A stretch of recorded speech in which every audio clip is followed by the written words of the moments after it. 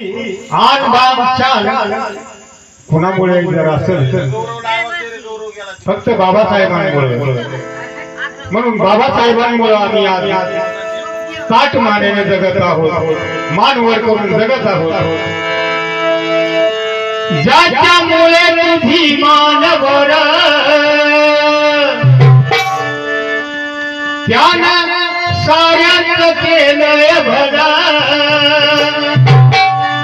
ज्याच्यामुळे तुझी मानवर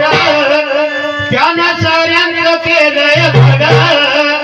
निळा हातात झेंडा धरा